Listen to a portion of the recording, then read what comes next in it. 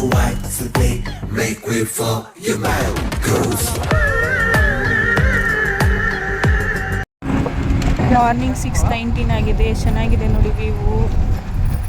ನಾವು ನೈಟ್ ಎಷ್ಟೇ ಲೇಟಾಗಿ ಮಲ್ಕೊಂಡ್ರು ಬೆಳಗ್ಗೆ ಬೇಗ ಎದ್ಬಿಟ್ಟಿದ್ದೀವಿ. ಏನಕ್ಕೆ ಅಂತಂತಂದರೆ ಟ್ರಾವೆಲಿಂಗಲ್ಲಿ ನಿದ್ದೆ ಮಾಡೋಕ್ಕಾಗಲ್ಲ ಅಂತ. ನೆಕ್ಸ್ಟ್ ನಾವು ತೆಲಂಗಾಣದಲ್ಲಿರೋ ತ್ರಿಪುರ ಸುಂದರಿ ಎಂಬ ದೇವಸ್ಥಾನಕ್ಕೆ ಬಂದಿದ್ದೀವಿ. ಇಲ್ಲಿ ಯಾವ್ಯಾವ ದೇವ್ರು ಎಲ್ಲೆಲ್ಲಿ ಇದೆ ಅಂತ ನಮ್ಮ ಆಂಟಿ ತಿಳಿಸ್ಕೊಡ್ತಾರೆ.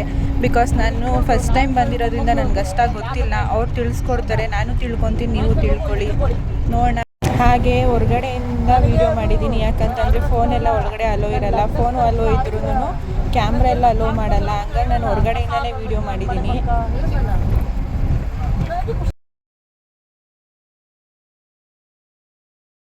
ಸುಖದಾಲಾಕಿನ್ಯಂಬ ಸ್ವರೂಪಿಣಿ ಸ್ವಾಧಿಷ್ಠಾನಾಂಬುಜಗತ ಚತುರ್ಭದ್ರ ಮನೋಹರ ಸೂರಾಧ್ಯಾಯ ಸಂಪನ್ನ ಪೀಠವರ್ಣಾಧಿಗರ್ಹಿತ ಮೇಧೋನಿಷ್ಠ ಮಧುಪ್ರೀತ ಬಂದಿನ್ಯಾನಿ ಸಮರ್ಜಿತ ದಕ್ಷಿಣಾಸಕ್ತ ಹೃದಯ ಕಾಕಿನಿ ರೂಪಧಾರಿಣಿ.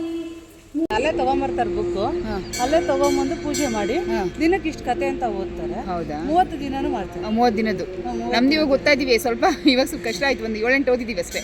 ಇನ್ನು ಕಂಟಿನ್ಯೂ ಮಾಡಬೇಕು. ನಾವಂದರೆ ಮೊದಲಿಂದನೂ ಇದಕ್ಕೆ ನಾಗರಕಲ್ಲಕ್ಕೆ ತೊಳೆದು ಪೂಜೆ ಮಾಡಿ ಅಲ್ಲೇ ಪಕ್ಕದಲ್ಲೇ ಇದೆ ಅದಕ್ಕೂ ದೀಪ ಹಚ್ಬಿಟ್ಟು 9 ದಿನ ಮಾಡ್ತೀವಿ ಅಷ್ಟೇ. ಹೌದು, 9 ದಿನ. ನಾವು ಆ್ಯಕ್ಚುಲಿ ಒಂದು ಮಾಘ ಮಾಸ ಶುರುವಾದ 1 ತಿಂಗಳು ಪೂರ್ತಿ ಮಾಡ್ತೀವಿ. ಕೆಲವರು ಅವ್ರು ಬರ್ತಾರಲ್ಲ, ಕೆಲವರು ಅವ್ರು ಬಂದು ಪೂಜೆ ಮಾಡಿ ಬುಕ್ 30 ದಿನನೂ ಅಲ್ಲೇ 30 ದಿನನೂ ವಿಶೇಷ ಕಥೆಗಳಿದೆ. ಏನಕ್ಕೋಸ್ಕರ ಮಾಘ ಮಾಸ ಮಾಡ್ತಾರೆ, ಏನು ವಿಶೇಷತೆ, ಇದು ಶಿವ ಪಾರ್ವತಿಗಳಿರೋದು. ಅದಕ್ಕೋಸ್ಕರ ಮಾಡ್ಬೇಕು. ವಿಶೇಷ ಅಂದರೆ ತುಂಬ ಒಳ್ಳೆ ಆಗತ್ತೆ. ನೀವು ಅನ್ಕೊಂಡಿದ್ದ ಕೆಲಸಗಳು ಆಗತ್ತೆ. ನಮ್ಗೆ ಆಗಿದೆ. ಒಂದು 9-10 ವರ್ಷದಿಂದ ಮಾಡ್ತೀನಿ. ನಾನಾದರೆ 9 ದಿನ ಮಾತ್ರ ಮಾಡ್ತೀನಿ.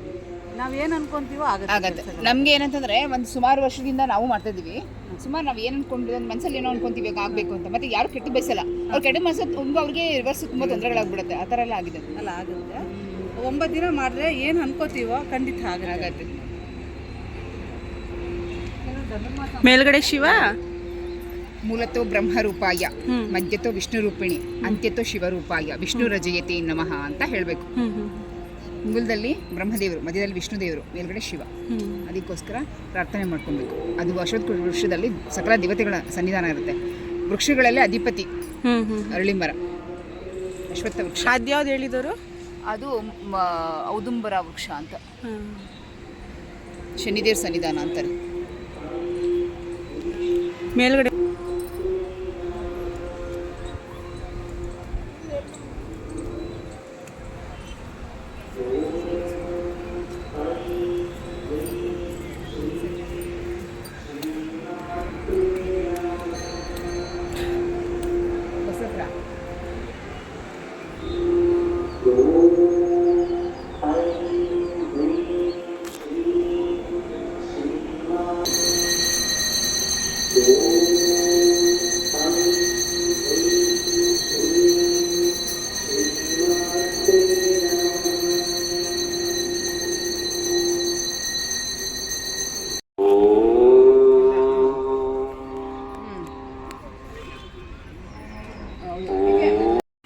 ಚೆನ್ನಾಗಾಗುತ್ತೆ ಕೆಲಸ. ಕೊಡು.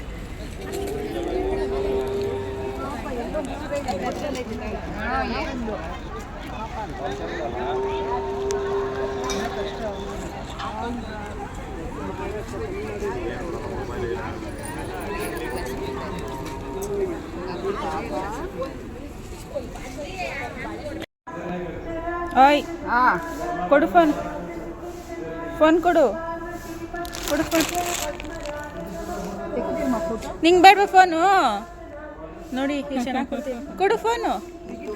ಹಾಂ ಬಾಯ್ ಬಾಯ್. ಹಾಂ ತಗೋಣ. ಬಾಯ್.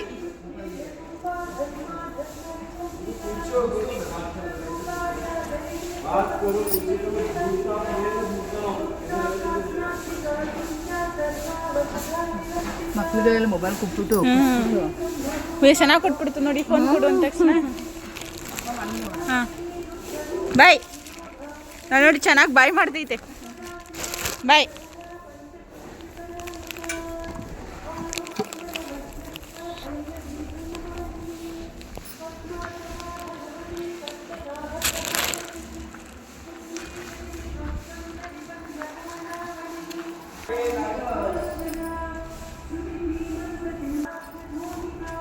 ಕೃಷ್ಣ ಮತ್ತೆ ರುಕ್ಮಿಣಿ ಇರುವಂತಹ ಒಂದು ಶಿಲೆ.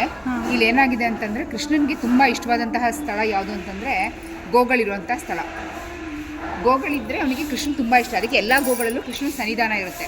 ಅದಕ್ಕೆ ಅವನು ಯಾವಾಗಲೂ ಕೃಷ್ಣ ಗೋಗಳಿರುವಂತಹ ಅದಕ್ಕೆ ಗೋಶಾಲೆಯಲ್ಲಿ ಕೃಷ್ಣನಿಂದ ಪ್ರತಿಮೆ ಇಲ್ಲಿ ಪ್ರತಿಷ್ಠಾಪನೆ ಮಾಡಿದ್ದಾರೆ.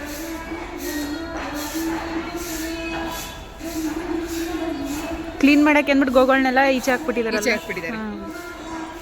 ಕೆಲವೊಂದು ಚಿಕ್ಕ ಮರಿ ಗೋಗಳು ಅಲ್ಲಿದೆ.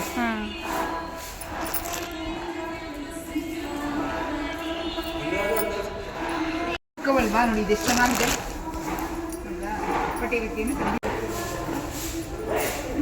ಗೋಗಳು ಪ್ರಿಯೆ ನೋಡಿ, ನೀವು ಬಂದ ತಕ್ಷಣ ಎಲ್ಲ ಬಂದ್ಬಿಟ್ವಿ. ಕೃಷ್ಣ ವಾಸುದೇವ ಕೃಷ್ಣ ಕೃಷ್ಣ ಶ್ರೀ ಸುರಭಿ ವೈಷ್ಣವಿ ಮಾತ್ರ ಸುರ್ಲೋಕೆ ಮಹಿಯಸೆ ರಾಸನಿಷ್ಠಿಮೆಯಾದತ್ತ ಪ್ರತಿ ಕೃಷ್ಣತಾಂ ಕೃಷ್ಣ ಕೃಷ್ಣ ಕೃಷ್ಣ. ನಮ್ ನೋಡಿ 84 ಲಕ್ಷ ಕೋಟಿ ಜೀವರಾಶಿಗಳಿದೆ. ಆದ್ರೆ ಈ ಮನುಷ್ಯ ಜನ್ಮ ಒಂದ್ಸಲಿ ಬರೋದು. ಈ ತರ ಪ್ರಾಣಿ ಜನ್ಮ ಎಲ್ಲ ಆಗಿ ಮನುಷ್ಯ ಜನ್ಮ ಬರೋದು. ಈ ಮನುಷ್ಯ ಜನ್ಮವನ್ನ ಯಾವತ್ತೂ ಕೂಡ ವ್ಯರ್ಥ ಮಾಡ್ಕೋಬಾರ್ದು. ಭಗವಂತನ ಸೇವೆ, ಭಗವಂತನ ನಾಮಸ್ಮರಣೆ, ಒಂದು ಯಾರಿಗಾದ್ರೂ ಒಂದು ಸಹಾಯ, ಇಂಥ ಕೆಲಸಗಳನ್ನ ಮಾಡಬೇಕು. ಇಲ್ಲಾಂದ್ರೆ ಭಗವಂತ ತಿರ್ಗಾ ಮತ್ತೆ ಮತ್ತೆ ಪ್ರಾಣಿ ಜನ್ಮ ಕೊಡ್ತಾ ಇರ್ತಾರೆ. ಅದಕ್ಕೆ ಮನುಷ್ಯ ಜನ್ಮದಲ್ಲಿ ಮನುಷ್ಯನಿಗೆ ಮಾತು ಬರುತ್ತೆ, ಆವಾಗ ಒಳ್ಳೊಳ್ಳೆ ಸತ್ಕಾರ್ಯಗಳನ್ನ ಮಾಡಬೇಕು.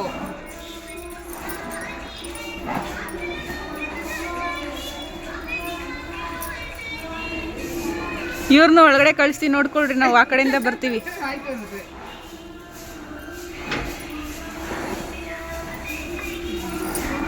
ಸುಮ್ಮನೆ ನೀನು ನೋಡ್ಕೊಂಡು ಹೋಗಿ ಮುದ್ದಿಸ್ಕೊಂಡು ಹೋಗೋಣ ಅಂತ ಬಂದ್ರು ಅವರು.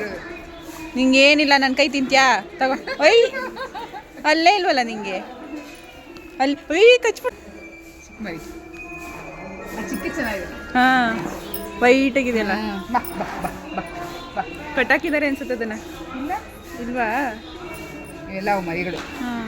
ಇವಾಗ ಅದು ಮೇಕಪ್ ಬೇಡ, ನೀನು ಕಚ್ಬಿಟ್ಟೆ. ನಂಗೆ ಮೇಲೆ ನೀಟಾಗಿ ಅವ್ರ ತಾಯಿನೇ ನೋಡ್ಬಿಟ್ಟು ತಾಯಿದೆ ಅಂತ ಹೇಳ್ಬಿಟ್ಟು ಹೋಗ್ಬಿಟ್ಟು ಹಾಲು ಕುಡ್ಕೊಂಡ್ ಬರುತ್ತೆ. ನಮಗೆ ಗೊತ್ತಾಗಲ್ಲ, ಒಂದೇ ತರ ಇದೆ ಅನ್ಕೊಳ್ತೀವಿ, ಗೊತ್ತಾಗುತ್ತೆ ಅವ್ರ ತಾಯಿ ಅಂತ. ಬಾಯ್.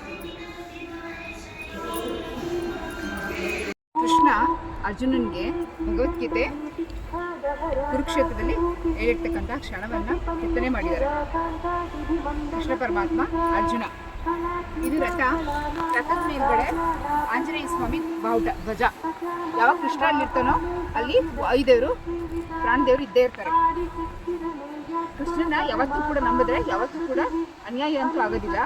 ತುಂಬಾ ಎಲ್ಲ ಕೂಡ ನಾವು ಅನ್ಕೊಂಡಿದ್ದಾಗತ್ತೆ, ಒಳ್ಳೇದಾಗತ್ತೆ, ಮೋಕ್ಷನೂ ಕೂಡ ಕೊಡ್ತಾನೆ. ಅಲ್ಲಿ ಕೃಷ್ಣನ ನಾಮಸ್ಮರಣೆ ಸದಾಕಾಲ ಮಾಡಬೇಕು. ಪ್ರತಿಯೊಬ್ಬರೂ ಕೂಡ ಭಗವದ್ಗೀತೆಯನ್ನ ಪಾರಾಯಣ ಮಾಡಲೇಬೇಕು. ಕೃಷ್ಣನ ರಥ. ಕೃಷ್ಣ ಈ ರಥದಲ್ಲೇನೆ ರಥ ಓಡಿಸಿರೋದು, ಅರ್ಜುನ ಇಲ್ಲಿ ಕುತ್ಕೊಂಡಿರೋದು.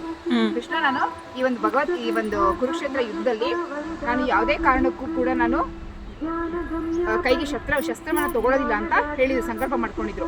ಆದ್ರೆ ಶಸ್ತ್ರ ಹಿಡಿದಿರ್ಲಿಲ್ಲ. ಅರ್ಜುನನ್ಗೆ ಏನ್ ಬೇಕೋ ಮಾರ್ಗದರ್ಶನ ಕೊಟ್ಟಿದ್ದಾರೆ ಕೃಷ್ಣ.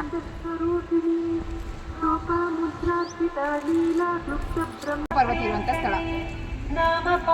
ನೆಕ್ಸ್ಟ್ ಶ್ರೀ ಆದಿಶಂಕರಾಚಾರ್ಯರು ಶಿಷ್ಯಂದರಿಗೆ ಪಾಠ ಹೇಳ್ಕೊಟ್ಟಿರೋ ಸ್ಥಳ. ಶ್ರೀ ಮಹಾವಿಷ್ಣು ಲಕ್ಷ್ಮೀ ದೇವಿ.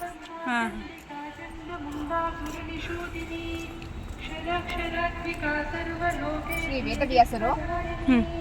ವೇದವ್ಯಾಸರು ಶ್ರೀ ಮಧ್ವಾಚಾರ್ಯರ ಸಮೇತ ಶಿಷ್ಯಂದರಿಗೆ ಪಾಠವನ್ನ ಹೇಳ್ಕೊಡ್ತಿರ್ತಕ್ಕಂಥ ಸ್ಥಳ. ಇವಾಗಲೂ ಕೂಡ ಬದರಿಕಾಶ್ರಮದಲ್ಲಿ ಶ್ರೀ ವೇದವ್ಯಾಸರು ಶ್ರೀ ಮಧ್ವಾಚಾರ್ಯ ಸಹಿತ ಶಿಷ್ಯಂದರಿಗೆ ಪಾಠ ಹೇಳ್ಕೊಟ್ಟಿದ್ದಾರೆ.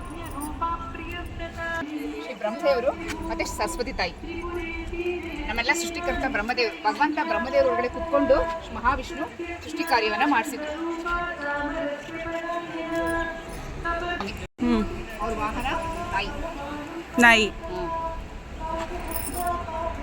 ಅದಕ್ಕೆ ಜನ ನಾಯಿ ನಾಯಿ ಅಂತ ಅನ್ನೋದು, ನಿಯತ್ ಜಾಸ್ತಿ ಅಂತ. ಆಯ್ತಾ? ದೇವಸ್ಥಾನ ಮೆಹಬೂಬ್ ನಗರದಲ್ಲಿರ್ತಕ್ಕಂತಹ ಶ್ರೀ ಲಲಿತಾ ತ್ರಿಪುರ ಸುಂದರಿ ಅಮ್ಮನವ್ರ ದೇವಸ್ಥಾನ. ತೆಲಂಗಾಣ ಬಾರ್ಡರು.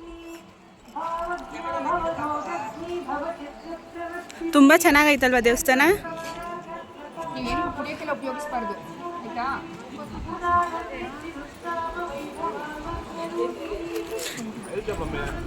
ಆಯ್ತಾ. ಹೋಗ್ರಿ ಅಲ್ಲ